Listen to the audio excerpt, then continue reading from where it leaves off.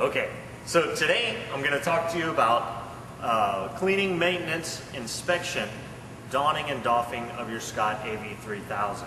I have brought a few Scott AV3000s. The techniques and principles that we're going to talk about today can be used with any respirator, any full-face respirator that you may have if you do not have a Scott AV3000. We will be using the Scott AV3000 because that is our preferred respirator with the Environmental Protection Agency. So I've brought a couple of different ones with me here, and I've also brought something that in the event that you do not have a Scott AV3000, you should always refer to the manufacturer's instructions for care, maintenance, donning, and doffing. If you have an MSA or something of like that nature, you can go online and probably download the PDF, or if you have a physical copy somewhere, that would be excellent. All right? So, again, I've brought a couple of different ones just to show you. My personal one that I use has 5 points, and others may have 4. The difference is going to be what Scott has taken the time to certify with NIOSH as a CBRN respirator. So the 5-point is considered a chemical, biological, radiological, and nuclear resistant respirator or use in those environments. And the difference is that 5th point where they've decided, and NIOSH has decided, it's provided that extra bit of protection to get that better protection factor. You get a better seal with that 5th point. Either way, both are very useful in our applications. We're going to go ahead and do most of our close-up work with this 5-point respirator. I wanted to show you this one, not just to show you that it was different, but also some persons that wear eyeglasses have eyeglass pieces within the respirator. And you can actually see this here. This guy, I don't know if you can see, let me go ahead and unclip it. It has a clip here, and the prescription glasses can come out and be returned in. And that's very useful. It takes away the loss of the seal that you get when the eyeglasses go across the mask or across the seal. And I do not wear glasses, so it is extremely difficult for me to get those glasses back in there. Okay. Another thing that we can notice just from first look at this respirator is its color. All right. Scott designates the size by the color of the rubber. So this is a medium. You're not going to be able to see that. But also there's a clear sticker over here that's got some lettering, and it says mask size, medium, insert color is black. All right. If this were a small, the insert color would be green. If it was a large, it would be red. All right. And that's what we're seeing here. Okay. So the first thing we'll talk about is inspection. Whenever you get your respirator, you want to verify that it has all the pieces and parts, that it's in good working order before you slap it on and you go into that hazardous environment. It's of no use to you if there's good damage on this respirator that's not going to be worthwhile. So we want to, if you can come in a little bit closer, we'll show you, we want to do an inspection. We want to look at the overall well-being of the seal that's going to actually come in contact with our face. We want to make sure there's no tears, no damage, no dry rotting. We want to make sure that there's no large obstructions. We want to make sure nothing's in the way. There's no debris, no rocks, no dirt, no anything we can think of that'll be in the way. We want to look at the straps. We want to verify that the straps are in good working order. They're not teared, they're not weak. These are cloth, and while we wouldn't expect to see the same kind of dry rot, they can get dry and they can get damaged, especially if they're not used a lot and they're left out uncovered. We like to use some hard Pelican cases to keep ours in, and that protects them a great deal from the environment. I generally like to keep the backing of my respirator on the face so that it's easy and quick for me to place it on and just pull over. There's a lot of discussion with other instructors and other persons about whether or not that's acceptable. It's just my preference. You may have a different preference. But it also provides me a way immediately I can check and look at this netting, verify that it's okay, it doesn't have any damage. These are things we're also looking for. We'll move this back. We're going to continue to look at the rubbering where it connects to the face piece. We want to make sure that there's no large gaps, no holes, no damage. We want to inspect the face piece itself. Make sure that it's not obstructed, it doesn't have any cracks, doesn't look to us like it's going to have any visible leaks. So now when we come to the bezel, you can see that I don't have anything in place of my bezel. I prefer that when I first grab my respirator that there's no bezel in place. That's because a part of my inspection, I'm going to also look for the gasket. I verify that the gasket is there, that the Scott MSA is a pretty spongy gasket, so I want to make sure that it does have a good bit of push and relief into it and it's not dry, that it does give. And then there's also gaskets that go to the cartridges. These are more rubbery, and we want to make sure that they're not dry, they're not damaged. These actually have a little divot in it, but that's from its mold. That's the mold where it was formed. That's okay, that's acceptable. We also want to make sure that the cartridge connection is not damaged and that the connection here is not damaged. All right? There's a small diaphragm. It's kind of hard to see because it's clear, but this is a diaphragm for the inhalation. So we want to verify that this diaphragm is not broken. We want to be very careful when we inspect it to make sure that we don't tear it or damage it. All right? And everything looks to be in working order to me. One other diaphragm that's here, and this is the exhalation diaphragm. All right? All of these diaphragms are essentially one-way valves, and so we want to verify that he doesn't have anything in the way. Generally, this is pretty easy accessible. It's got a guard over it so that it doesn't get any dirt and debris in between it. All right? For the most part, this is pretty durable. The worst thing that can happen here is something gets in between this diaphragm and this face piece. When that happens, it allows air to come in through this area. When that happens, now you have the contaminant coming into your breathing zone. All right, so we just want to make sure that it's not torn and that there's nothing in the way. This has a good bit of dust because I never get to wear this in real life. So I'll just wipe off that dust. That'll be excellent. We'll pop it back on. All right, now this guy is fairly easy. They make these pretty idiot-proof because I can screw it up a million different ways. These are called quarter turns. It's created such that we can only put it in a certain way. All right. There's a hard ridge here, a hard ridge here, and then there's rounded surfaces here, and it mates to the back of our bezel.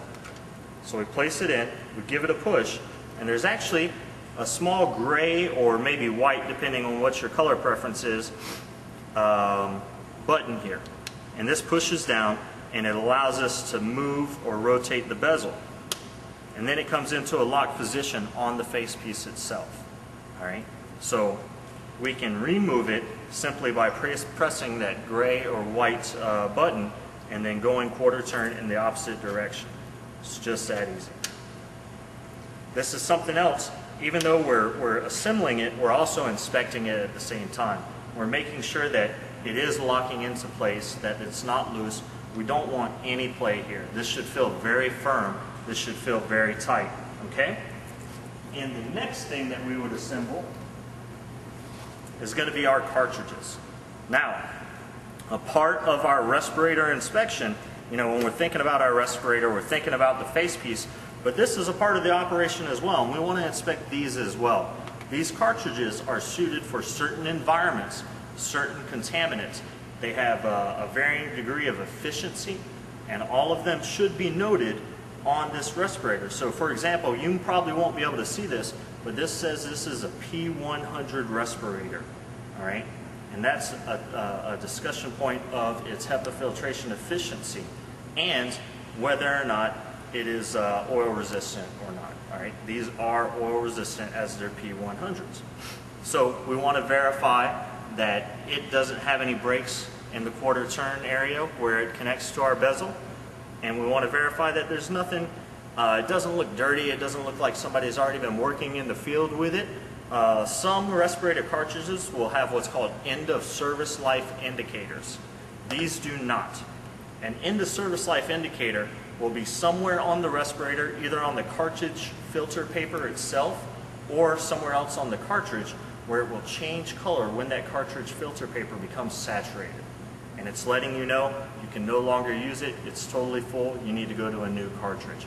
Generally these will get about 8 hours at maximum use concentrations, okay? So, all that being said, these guys are even better because unlike the bezel, they have wider portions or shallower portions on their quarter turn that made up here, and this guy is smart enough to put an arrow on himself, and let's see if I'm smart enough to figure out which way the arrow goes. So there's an arrow. It's very hard to see.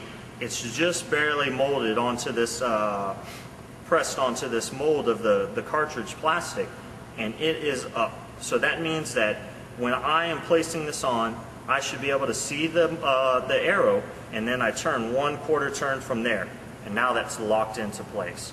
Again, we don't want play here. There should be no looseness. There should be no visible gaps between the cartridge and the respirator itself and the gasket, excuse me. So this is going to be the same way on the opposite side. Perhaps. Yep. It's not. So let's go ahead and demonstrate that again. This is actually opposite. The right-hand side, the arrow is going to be up. The left-hand side, the arrow is going to start out down. But at the end of the day, we're still doing a 1/4 turn in the clockwise direction. All right? So counterclockwise is going to be removing, clockwise is going to be tightening. It's going to be just like normal valves or turns. All right? So now we've assembled, and for the most part, we've inspected our respirator. We can go into a little bit more depth. I'm going to switch over to respirators here. One of the things that we could do, generally you don't do this, and I've moved up close to the camera and I apologize for that. Generally you don't do this, but you can. The inside mouthpiece does also come out of the respirator. When you do a more thorough cleaning or inspection, you can remove that piece and really scrub it down. Everything kind of molds in, and it fits into the fittings on the face piece as well as where the exhalation cartridge or the exhalation ports are. So we can pull this out and we can further inspect that.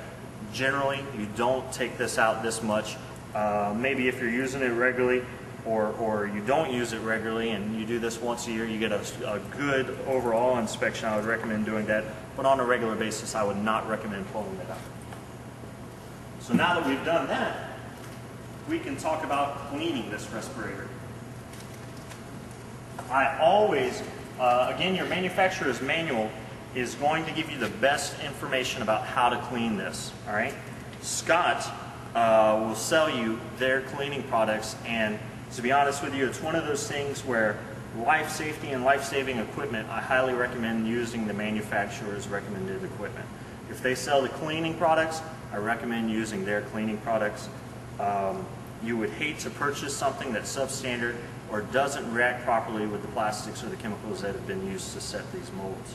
So I would always recommend using their products. Scott, again, sells some wipes, and then they sell a wash. You don't have to buy the individual wipe packets. I really like them because you can put them in your bag. They're easier, smaller to contain. You can put several of these compared to one of these. One white packet usually will clean your entire face mask. But this is also good too. You can spray onto your face mask and then come back with some towels or napkins or something of like that nature. You never want to use anything abrasive. You don't want to use any alcohols. Soapy water, light, something that's not very acidic or not abrasive is the best way to go. You don't want to scrub on this. Let's go ahead and clean, excuse me, my respirator. And a lot of these things, we're doing this separately, but I would actually clean and inspect my respirator in tandem. I would do both at the same time. Because while this is when I'm getting most intimate with the respirator, I'm actually getting into those nooks and crannies that I had suggested that you observe. And this is where I'm actually more than just visually inspecting, I'm feeling those spots. So places where I can't initially see, I'm now touching, and I'm going to feel if there's any kind of damage. And this is actually dirty because I'm seeing brown stuff come off of my respirator. So I must not have cleaned it very well the last time I used it. But one of the key things we want to get here is our own sweat and grime that is off this face piece where we make contact with it. Not because you know, there's hygienic concerns, but the biggest concern is after a while, sweat, grime, dirt causes an accumulation and begins to lose a seal when more stuff is there. So we really want to wipe this down as well as we can, removing any visible or stuck grime. And I use all kinds of wipes because somebody else buys them for me. After we've wiped down our plastic areas, we want to make sure we wipe the inside of our mask. What's good about these Scott wipes is that they're pretty good at drying themselves off and not leaving a residue. So there's not a lot of streaking. It's not going to cause visible obstruction in your mask, which is excellent.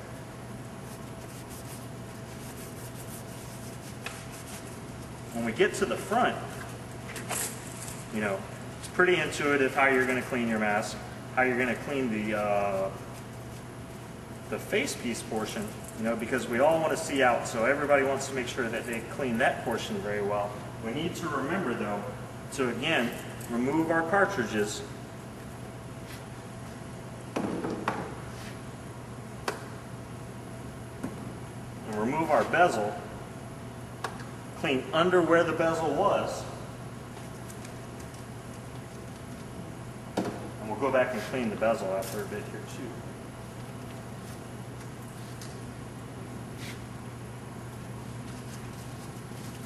And this is actually the front of our mouthpiece, so things can get there, it can become very clogged or dirty at that spot.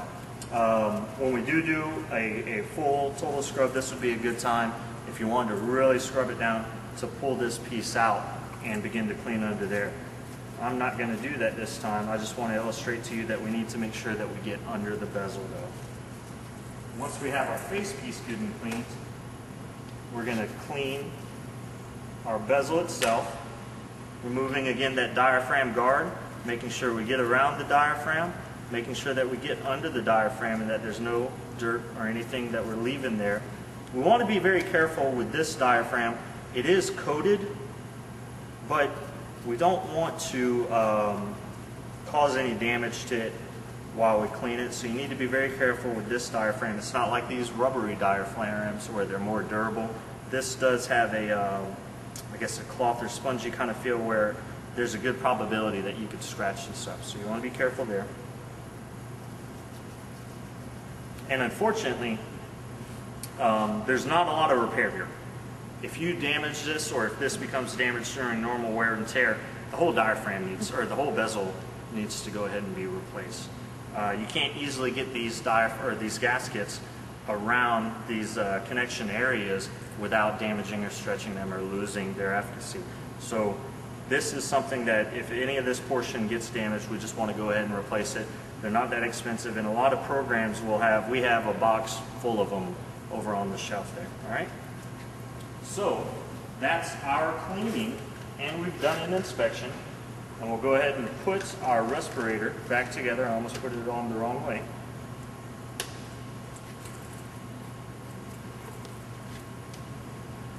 And the last thing we're going to wrap up with is showing you how to don and doff your respirator. So once we've inspected, verified, clean, and we have placed the proper cartridges for our use onto our respirator, we are going to put on our respirator. I like to start by making sure that all of my straps are very loose.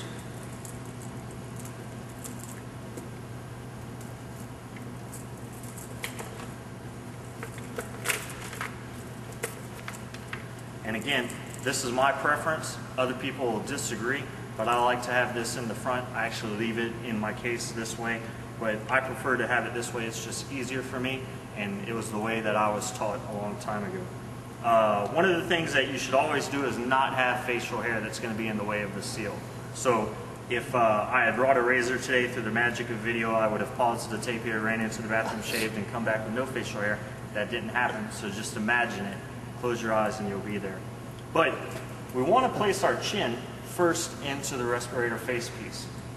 We get our chin as tight in there as we can, and I push up from the bottom, and I want to feel that seal all the way around my face. When I feel it there, and I can actually start to feel the respirator seal around my face without tightening any of the straps. That's where I know that I'm going to have a good seal today. Everything's going to be fine because already I've gotten close to having a good seal. So again, I'm going to place my chin into the respirator first, push and then upwards towards my forehead, and then once I'm there, I'm going to go ahead and pull this back. It's just easy that way. That's my preference. So I'm going to pull it over. Now I'm there. Almost 100% there. I always start with the bottom straps, just because the chin is really going to determine where you are in your seal. If you're loose starting out around your chin, everything else is going to be hard. Remember, your forehead is essentially flat. Some people have weird round heads, but for the most part, your forehead is flattest part of your face. So once I have the chin strap in, then I tighten up the next two straps. And I like to yank the heck out of them because I never like to have anything loose. And then, if you have the CBRN mask, you're going to pull that fifth strap. If you do not, then that's not going to happen for you. Alright? The next thing is we do a fit check. This is not a fit test, this is a fit check. We're verifying that the face piece is on properly and that we have a good seal. How we do that is we cover the cartridges with our hands and we breathe in. We want to see that the face piece is going to move towards our face and that we do have vacuum being created when we're not allowing additional air into the face piece.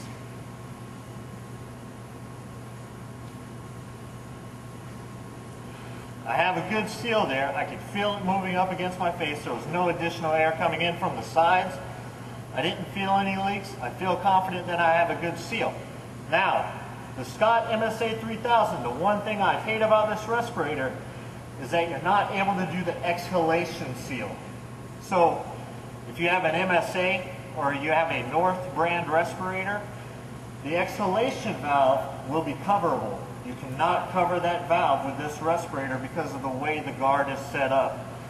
We would have to remove this guard, put our hand over the diaphragm, and that causes potential to damage it. We're just not going to be able to do that exhalation fit check. But if you do have one of the other respirators that allows you to do that, you'll do the same thing, but you're blocking the exhalation valve. And rather than breathing in, you're going to breathe out, and you want to feel the respirator move away from your face, but not lose seal. You want it to still contain contact with your face and build pressure inside of your mask. You don't want to lose seal in this case. So, once we've done that, we've successfully donned our respirator. Now we want to make sure that we're verifying that while we're using it, we're not feeling lightheaded, we're not feeling dizzy, we're not getting too much pressure. It shouldn't hurt you. You might feel claustrophobic and it might be aggravating to have it on. It might be a pain to have to yell at somebody to be able to hear them. But it should not be painful to wear this respirator. That's when you know that it's successful.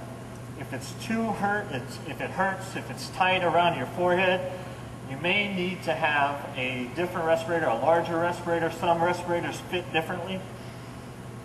We need to also verify that people with long bangs or hair in the front, that there's no hair in between the seal and your forehead. That'll cause leaks. The easiest way to see that, when you start to sweat, you know, you can't feel your hair, but when you start to sweat and you start seeing sweat coming from your hair into the respirator, maybe you have something blocking the respirator. All right? So we've successfully donned our respirator, and we want to go ahead and doff it. I doff it in the exact opposite way that I donned it. So I'm going to loosen the top piece. I'll loosen the other two, and then work for my chin. Now, there's a lot of discussion here, and right now, I'm not in any kind of contaminant zone. But, had I been wearing PPE, we have to ask ourselves whether or not we want to doff the respirator with our gloves, without our gloves. If I wear gloves, and I reach back and I have nothing underneath the respirator, well now I've touched my head with contaminated gloves.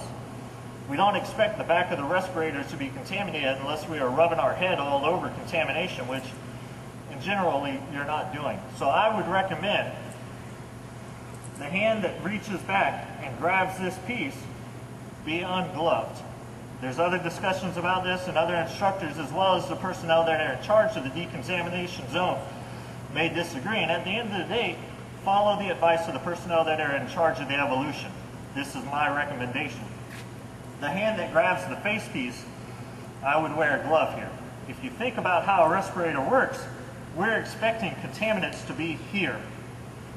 If we're inhaling air that has contaminants in it, we would expect to have contaminants in these cartridges, around the cartridge, and an accumulation of contamination here.